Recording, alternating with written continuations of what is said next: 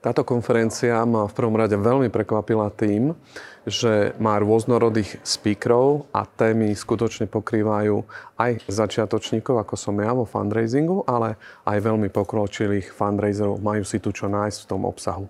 Atmosféra je úžasná, mladí ľudia, dynamika, starší, skúsenejší, rozumný, fantastická dynamika. Najviac na to, že koľko vecí som veľmi nesprávne vnímal a chápal o fundraisingu a že fundraising je vlastne zábava, sú to vzťahy a vôbec to nie je to, čo som myslel, že chodím žobrať peniaze a trápiť ľudí.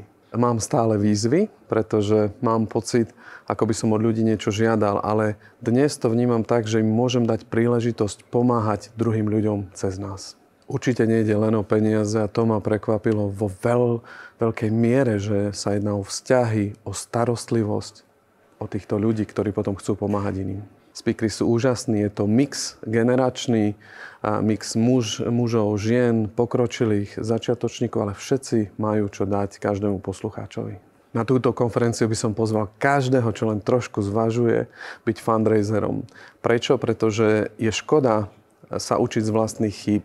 Títo ľudia majú strašne veľa skúseností a za ten krátky čas môžete získať rady, ktoré vám pomôžu napredovať veľmi rýchlo a veľmi kvalitne.